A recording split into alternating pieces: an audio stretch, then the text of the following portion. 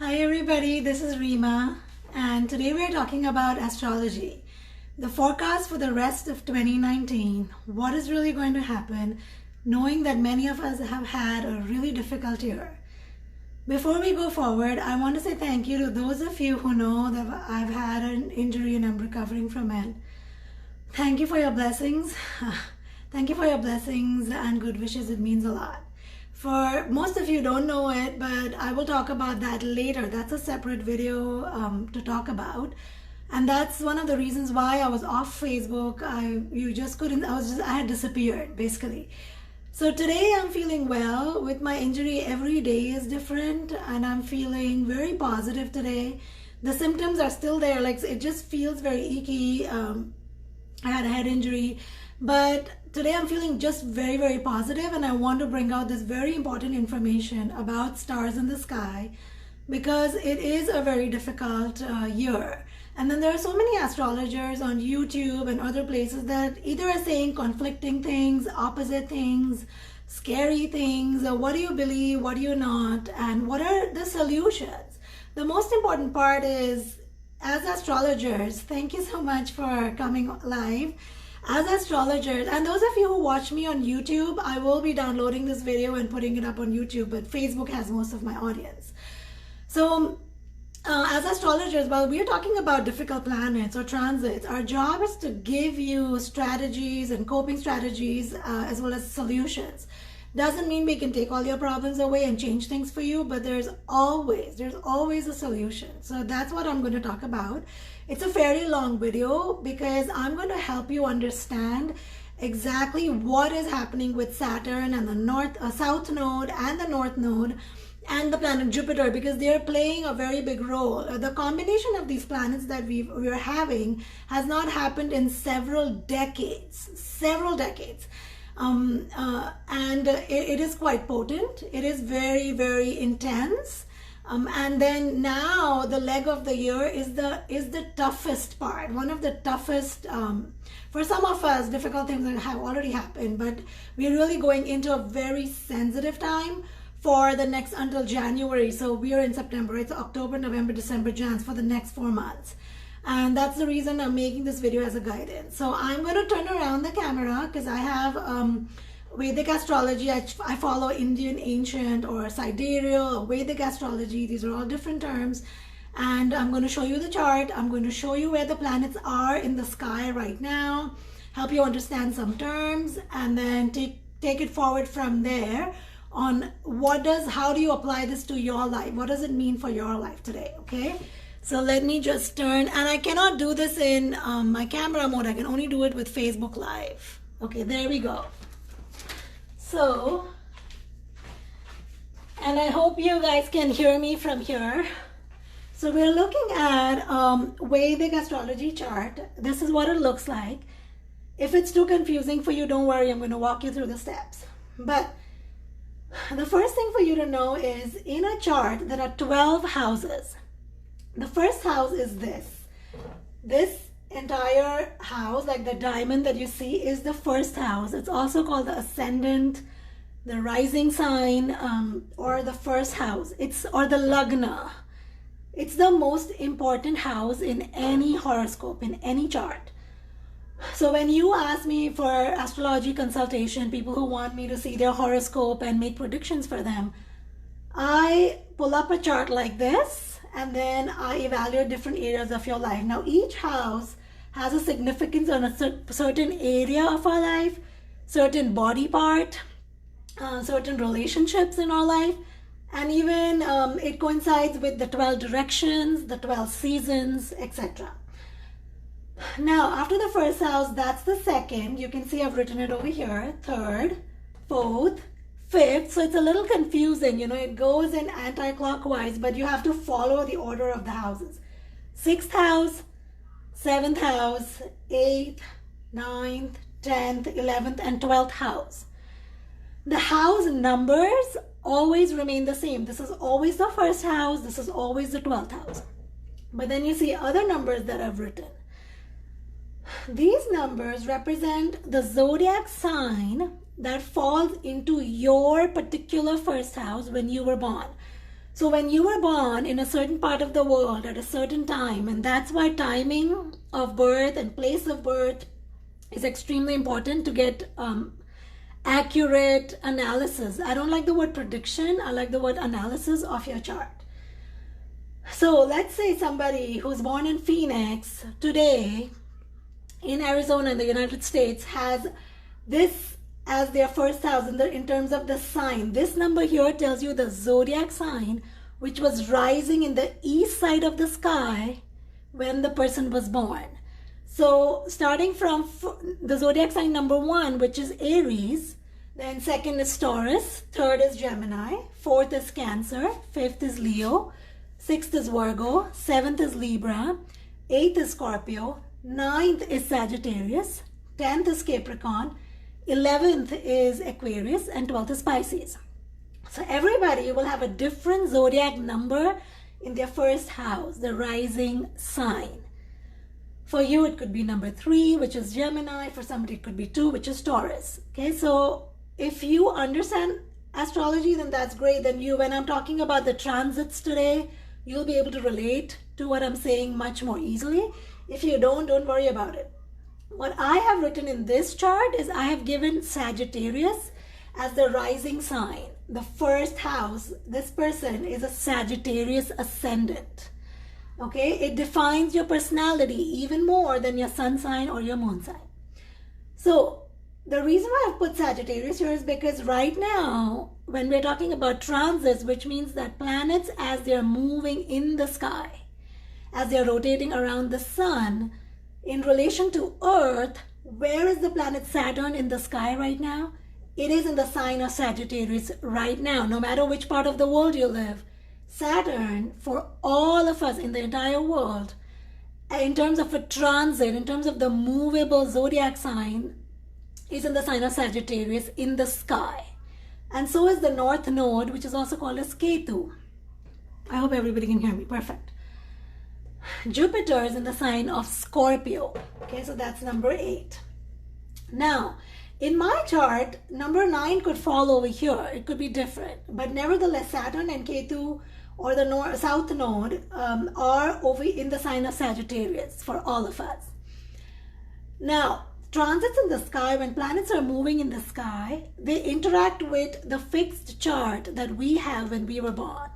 So when I was born, I would have had a fixed chart, which would be probably a different number, could be the same number, but Saturn could be anywhere else in my chart when I was born. And that stays with me for life. And this is what I'm drawing, is talking about the current transits in the sky. So do your best to understand the difference. If it's too confusing, don't worry too much about it right now. So knowing that South Node is in Sagittarius, the North Node, which is called Rahu, is always across, they're always across each other. They always move in a linear fashion. So they're 7 signs away from each other. So the North Node, Rahu, is in the sign of Gemini. And I would like to make a video on why they're always 7 houses away from each other, why are they always opposite and across each other. And most astrologers have not even understood what Ketu and Rahu truly are. So I would like to make a separate video on that. And then the sign of Jupiter, the Jupiter is over here. So what has happened today, starting today until about January 21st, we're going to have some very intense energies, planetary combinations that have not happened in several decades. And even this, Saturn and South Node together, has not happened in a very long time, in several years. When I did a survey today on WhatsApp, I sent it to 110 people, and I got so many responses where I asked people, how difficult was your life this year compared to all other years from a scale of 0 to 10? And there's so many people who replied saying 10, which makes a lot of sense, right? Except for if you were water sign, then like a Cancer ascendant or a Cancer moon sign, Scorpio ascendant or a Scorpio moon sign, Pisces ascendant, Pisces moon sign, then we had a lot of help from Jupiter. So we felt much better. Our results were much better, not as harsh. But for almost everybody else, there has been some difficulty in at least one area of life, if not more. So what has happened today is Saturn, which was going retrograde. So when a planet goes retrograde, it feels like the planet is moving in the opposite direction. Typically, all planets, except for the nodes, they move in the anti-clockwise direction. Is that right? Anti-clockwise? Yes, anti-clockwise direction. Okay, so they move from one house to the second in this manner. But the south node and the north node move in the opposite direction. So they're always retrograde. They're always moving in the opposite direction. But every year, for a few months, Saturn and other planets go retrograde, which means that scientifically, they're just much closer to the Earth in the sky. And so their energies are very intense. And it feels like they're moving in the opposite direction because it's like, you know, when you are moving on the highway and another car is moving in the highway, and then you slow down your speed, and it'll feel like the other car is moving backwards, but it's not. So the same thing is happening here. So Saturn, which was moving retrograde since about 4 months, since April, so that's April, May, June, July, August, about 5 months, has now stopped going retrograde. It has stationed. We call it being stationed, which means that for the next 3 to 4 days, it's not going to move. So when a planet is stationary, it's really in your face. It's throwing all its energies on the Earth, on us. So it's very intense. It's very direct. And Saturn is a big planet. It has a lot of influence. Its energies are very strong. So Saturn is affecting us. Now the south node is conjunct with Saturn, like they're hugging each other. They're absolutely together, which rarely happens. I don't know after how many centuries this has happened, to be honest. Like, I haven't looked into those statistics, but this rarely happens. So south node, which is also considered in a way a harsh planet, although both planets can give us very good results, but with hardship. They give us wisdom and understanding of life, but with hardship. So both of these planets have, they are together. They've been moving together for several weeks and months. And right now they're absolutely like close to each other. So their energies, now energies from two dark, heavy, intense planets are combining, and they're like throwing that light on Earth. And then we have Jupiter, which is the ruler of the sign of Sagittarius. So, you know, just like you have a landlord, you have a home, and somebody owns that home, and they can be living somewhere else. So the owner of the sign of Sagittarius is Jupiter. And it is currently 12 places away from Sagittarius in the sign of Scorpio. So just for those of you who are joining in between, this applies to everybody. It doesn't apply to just somebody with a sun sign, there's also chocolate. A sun sign Sagittarius or sun sign Scorpio. This applies to everybody because all of us in our chart have all of these signs somewhere in some house. So this is a video for every single person. And if you want to know specifically as per your chart and your life, what is the influence, then I would advise a separate astrological consultation, which I do for many people. You can see it on reviews on Facebook and on my website. So now let's step into what is really going to happen for the rest of the year. I hope this has helped you understand the basics of how you look at a chart and what it means. And you look at these words in green. The reason I've written these words in these 4 houses is because these are the 4 main pillars or the most important houses in astrology and in our life. So astrology applies very well to our life because it's very logical in the way it's created. It's you know, people believe in it and people don't believe in it, and then there's people that have negative experiences, but that doesn't make the science wrong. It only means we don't have the best doctors or we don't have the best astrologers all the time, right?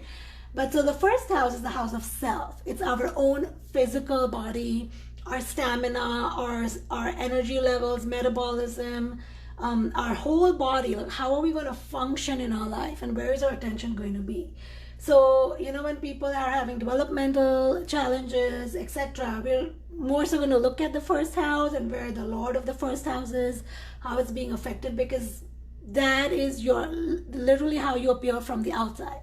Okay, so that's very important, of course, as a person, that's very important. The second most important aspect of our life is what? It's our home. It's our convenience, to have a shelter, to be safe, to have a family, to have vehicles and furniture in your home, bed on which you can sleep. So that's the fourth house of home, which is a very important pillar. The next important house is this is the seventh house of marriage and partnership. Having a companion is so important. And it can make us feel like we have somebody, we have some support. So that's another important part. And then career, the 10th house. So these are the four main pillars in astrology, in Indian Vedic astrology especially. And when these four pillars are strong, there can be any other challenges in a person's life and they can overcome that. But there's many other ways to see, many other combinations that can help people. But we look at these four pillars and how well they're situated to assess somebody's horoscope or life and make the analysis for them. So let's look at Saturn in the sign of Sagittarius. Now Sagittarius could be over here for you, over here for somebody else, over here for somebody else. But just looking at right now, Saturn has stationed, it has stopped moving completely today for the next 3 days until the 18th. And the south node is with Saturn. What is going to happen now from here? Until now, they both, Saturn and Ketu, or the south node, were together moving backwards in the sign of Sagittarius. Now Saturn is going to resume forward motion, which means it's going to start going direct in its original direction, the way it moves. So eventually what's going to happen from the 18th, and Saturn moves very slowly, it's going to start moving towards, like out of Sagittarius, towards the sign of Capricorn, which is its own sign, which is very positive in many ways. It still brings its hardships, but it's very positive compared to other signs. So Saturn on January 23rd moves out of, it's going to be from here, Sagittarius is going to step into Capricorn.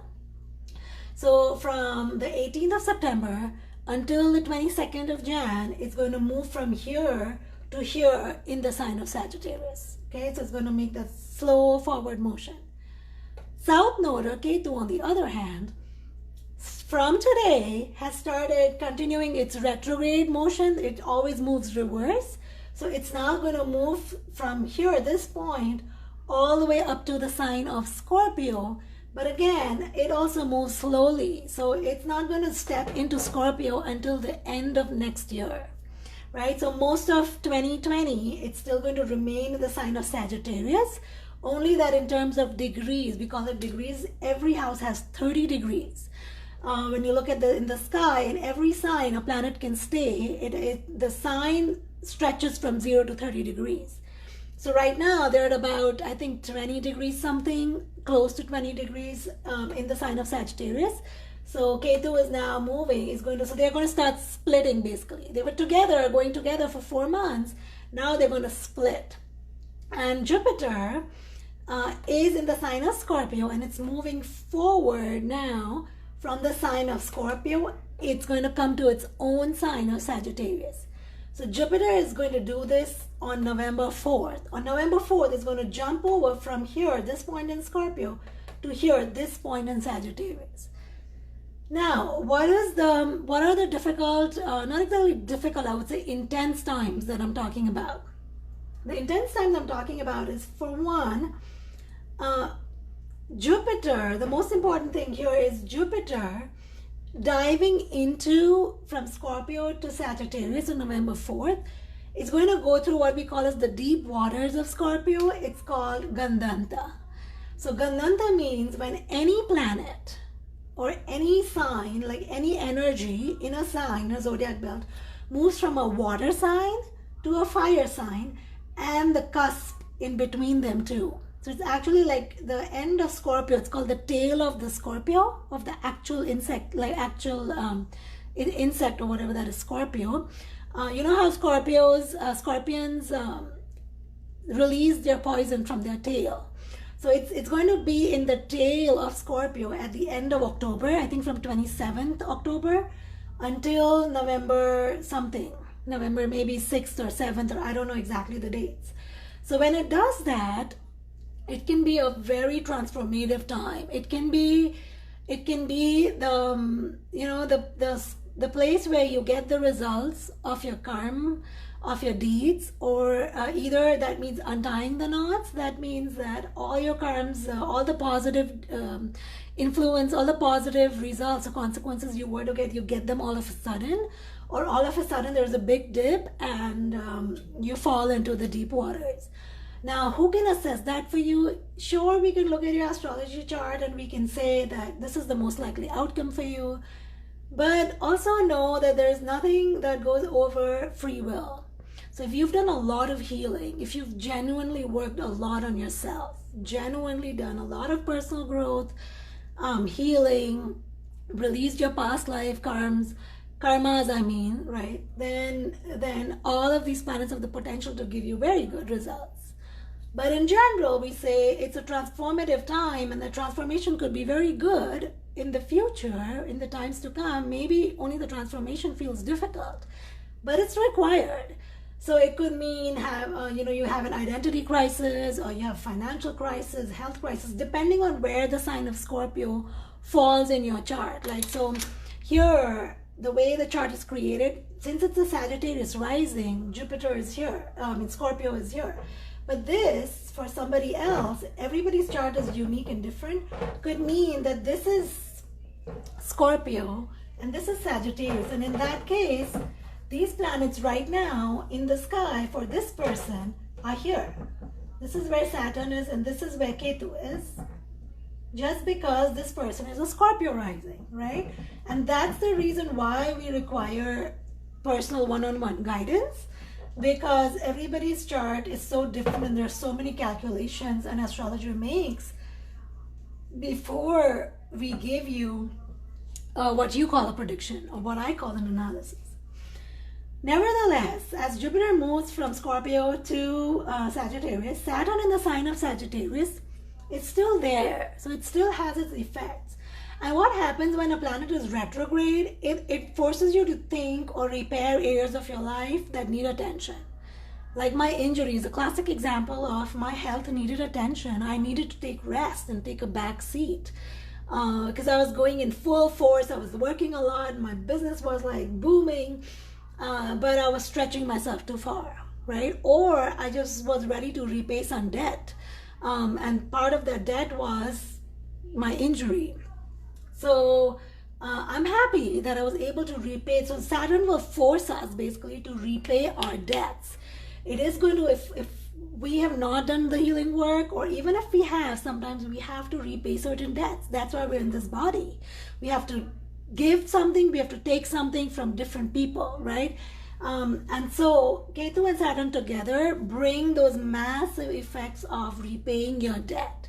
And as the South Node moves out of Sagittarius, if there are planets over here towards the end, tail of Sagittarius for somebody else, let's say there's a moon here, then that South Node going over the moon while Saturn is still in its house is going to feel very intense. It's going to feel like it's crushing you, and there's a sense of depression, etc. If you have other planets like in your chart, the ruler of Scorpio is Mars. If Mars is here, then it's affecting your self-identity, your entire being. So it really depends what planets are there in the sign of Sagittarius. But something else that's happening is in December, and every astrologer is talking about it, on 26th December, and before that, like just from the 24th, I think planets start crowding into the sign of Sagittarius. So all the other movable planets like Mars, Venus, Moon, Mercury, they're all coming together and they're getting clustered in the zodiac belt of Sagittarius in the sky.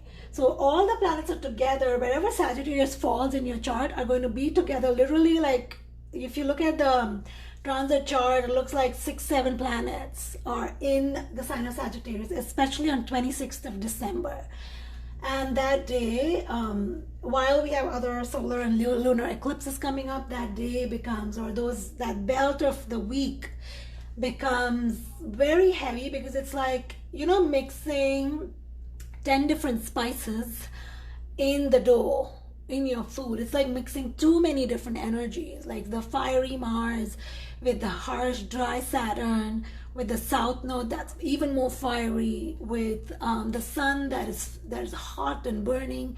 So when you put all these energies together, it causes a lot of confusion, conflict, chaos, and everybody can have a different effect based on your own individual chart. But it is happening, all right? And then 2 or 3 planets move out, but there's still several planets staying in the sign of Sagittarius all the way up to mid-Jan. So this whole transition of Saturn now going direct, when you're retrograde, it forces you to bring things on the surface. It brings things to the surface that we wanted to avoid, that we were not paying attention to. We were subconsciously or unconsciously not aware of them. As it goes direct, now Saturn's going to want you to work on those issues. What has come up in your life as a difficulty, as an obstacle, as a challenge, if you have recognized that, that's the first step taken already. The second step now, from the 18th, Saturn wants you to put in your hard work and work towards that issue. Because if you don't, it's going to wreck you. It is going to wreck you. That's what Saturn wants. It wants us to work on our issues. It wants us to go out of our comfort zone and take charge and take responsibility for our life and go through discomfort and know that being an adult means that we have to go through pain to grow ourselves, to grow our soul towards this journey. So that's really what Saturn wants you to do, and the South Node also wants to do that, but the South Node's task more is to bring in people and experiences from your past life that fulfill your soul's mission and that fulfill your past life deeds.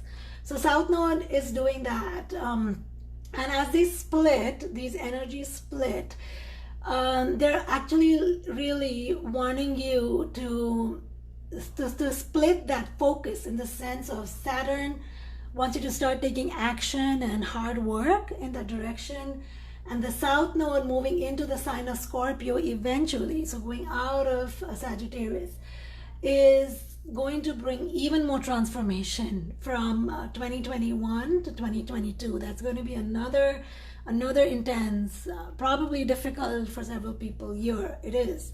But the transformation that it brings from Scorpio is really digs into or that's what they've been doing this year also, these 2 planets, digging into our subconscious mind and our old karmic debt and issues under the ground that we had pushed under the carpet.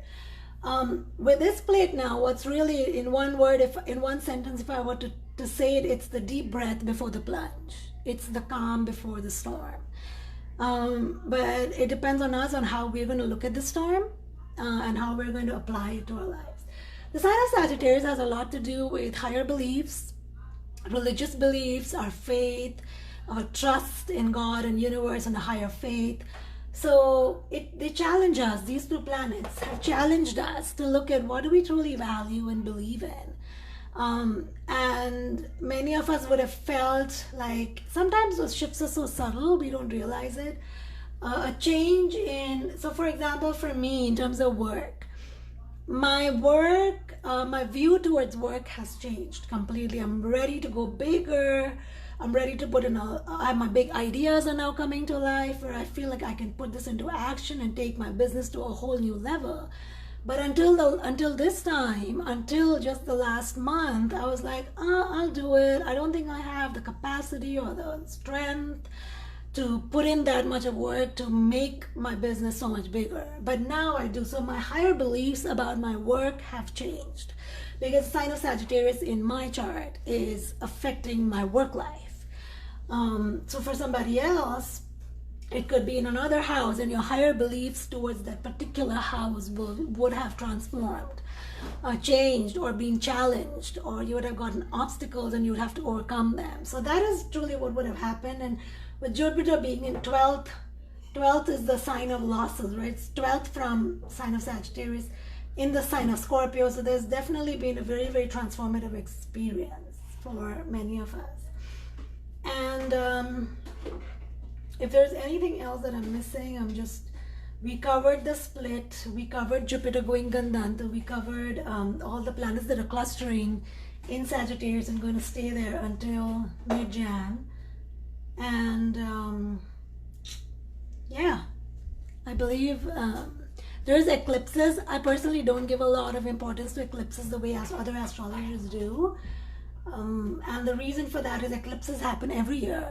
And it's to do with the mind. And we really can stabilize our mind by using so many techniques in a way that eclipses do not influence us, impact us. So I don't personally believe in following eclipses that much, because I feel like the mind is our emotions, the moon phases are connected to our emotions, the amount of water content in the body. It's something that we can regulate if we choose to. And it requires consistent work, just like you have to work out so many days in a week to stay healthy. You have to exercise, do mind exercises and soul exercises to keep your mind balanced, and they have to be done consistently. If you don't, then you feel depressed and you're complaining. There's obstacles, obviously, because we're not taking care of our mind in that case. So I don't necessarily like to emphasize on lunar or solar eclipses like other astrologers do. And then we're talking about the North Node Rahu, which is right across the sign of Sagittarius. It's in the sign of, well, all of these signs change in this case.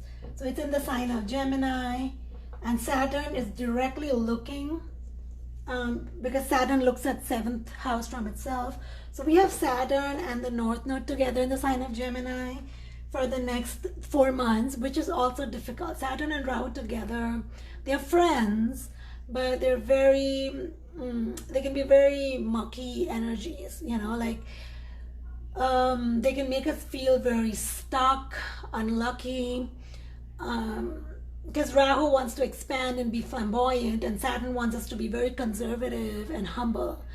So it's like a war of these two energies, and sometimes it can even bring up all the murky, dirty karmas that we have to repay. So that's about it. I did do a very short survey on WhatsApp today. Several people have replied with so many messages, and I am opening up only to those people a very short forecast, like for analysis for them for the rest of the year. And as the weeks go by and I continue to recover more and more, it's amazing that I could speak this long without feeling pain. So today is a different day because I think I got a lot of rest in the beginning of the day. But other days I'm not able to speak this much. I'm not allowed to be on my devices, etc. So every day is different. But as I continue going forward and healing, I look forward to bringing more astrology videos and doing more astrology work. And in terms of what are the remedies for this, Saturn always wants us to, first of all, surrender. It's the final ultimate surrender, in the, not only with faith but with the knowing that Saturn brings us the results of our karma, of our debt, from past lives, from this life. And so if there is anything negative happening in your life and challenges, like, do your best to just fold your hands and bow to God and the Lord Saturn and say, thank you for helping me repay my debt. And may this, may I fully repay my debt and then move forward, right? It's hard, I know. And you can tell me easier said than done, but I've had my own, I've had a really big injury, but I've been able to be positive because of my knowledge of astrology, right? So when we are aware, we're able to make better choices and better thoughts. So for one is ultimate surrender to Saturn. For two, Saturn wants us to work hard. So it wants us to work hard towards the issues that it's bringing up in our face and in our life. So if there's issues coming up at work, let's say with your supervisors, if there's issues coming up with money, it means it's asking you to focus and micro-focus on that problem. What are your financial habits like? If you've had financial difficulties, what is your relationship with money? Have you had habits where you've taken away things from other people, like, small stealing that we must have done as a child? Those karmas are going to linger. Or if you borrow things from people and you never return them, that's all affects how money comes into our life. Or if you're a miser, or if you're not helping other people, so money can even multiply even when we have little, but we share that give it to charity to people who really needed it. You might give very little, but the thought and the intention of giving helps you improve your relationship with money. So there's so many patterns that we can have with money, right? So Saturn is asking you to micro focus on the area of your life that you're having challenge with. Challenge with supervisors can mean, what is your relationship with authorities? Why are you, so what is, either it has to do with you need to stand up and be a leader and be your own authority figure, or it has to be with be humble and respect your adults in other areas of your life, so that now you're going to have more supportive supervisors. So there can be so many patterns, and that specific pattern of your life I can only tell you if I'm doing a personal reading for you, right? But for you yourself, if you know what are the issues that came up for you this year, those are the issues that and Saturn asks us to work extremely hard. It can feel like you're giving your life and your sweat and your blood to it, but it'll give you results. And sometimes our karmas are so thick and so solid like a brick, that to break them, to chip them away, we really need to put in that much work. That's like a give back, right? So that's one of the solutions with Saturn. Another solution with Saturn is don't wear dark colors, because Saturn is a dark planet, so no blacks. Do your best to reduce everything dark in your life, in your space, in your clothing, your color choice, and go more Jupiterian, which is yellow and green, and bright colors in general. Also, just be as humble as you can in communicating with others and your intentions, because your planets are energies. They can sense our intention. We may have sweet words, but if our intentions and our thoughts are not positive, our planets can sense that. They know that. So they're going to still give you the negative results if we have not changed here, right? So everything, whatever Saturn is, if you become like that, you're moving with the tide. You're not moving against the tide. So that is the big solution with Saturn. With the South Node, the big solution really with Ketu is, again, it brings us the results of our karmas, but it can do things suddenly. So for the South Node, just don't be too sharp. Don't be too hasty, too impulsive. Sharp with your words, with your relationships. And again, it's more of acceptance more than anything else. And the more flamboyant we go in life, the more show off we do, pride we have, really even dressing flamboyantly, living a flamboyant life. South Node doesn't like that. It's, again, likes to be very spiritual. So if you're going to need support, go to religious or spiritual organizations, meditation groups, meditation. You can follow YouTube links like Brahma Kumari's, Osho's, whatever. You can Vivekanand, read those scriptures, have company of people that are more spiritual by nature. Keep in touch with people who have good wishes for you. Reach out to the people who you know for sure are never going to be jealous of you, and they're always going to bless you. So reach out, just stay in touch. So that flow of positive energy will help you a ton. Will help you a ton. Just being in touch with people who genuinely love you. Not necessarily you have to ask for blessings, but even if you don't, just who are you connected to energetically will matter a lot. And with Jupiter, it's all yellow things, being more positive overall, just a more philosophical approach to life. And as versus, I want things right now and things should work out for me. Jupiter is it's more like the guru, right? Somebody who will motivate you. So bring out your inner motivator, your inner hero, your guide, or listen to those people on YouTube, or contact such people, seek out a life coach, people who will motivate you. Jupiter is the great motivator. It's the great philosopher of life who will say, yeah, I know things are not working out, but you know what, this is what life is about, and things are going to, what could you do, and things will work out. What could you do to make your life feel better? What is the meaning of life? So it goes into the depths of really, why are we living our lives? Is this just for this moment, or there's a higher meaning?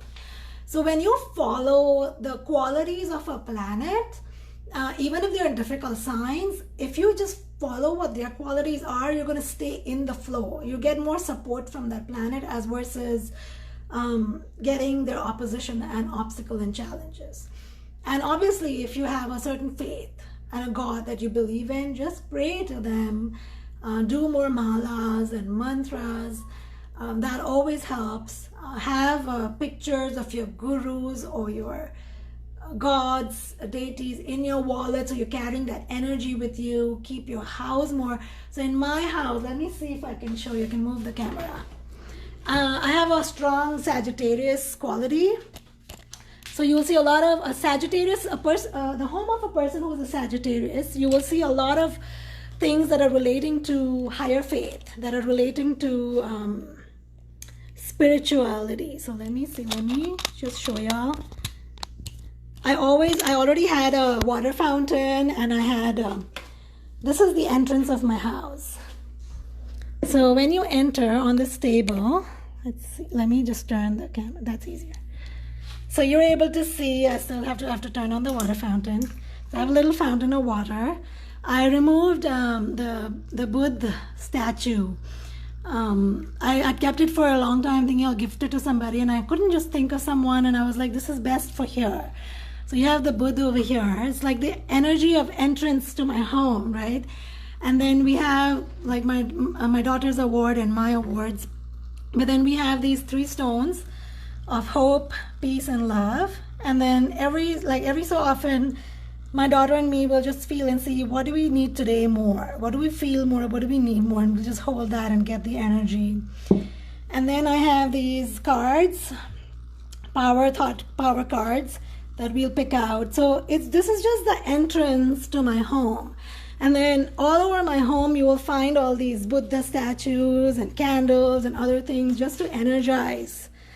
So do things like that, that should help you. So that's about it from me for today. And for those of you who are on WhatsApp are going to hear from me in a day or two. I'll keep in touch. And is there anything else I'm missing? I'm going to download this video on YouTube. Okay, thank you everybody. All the best for your year ahead. Stay positive. There's a very good year coming up. 2020 is going to be an amazing year for most of us. So look forward to the positive. Bye-bye.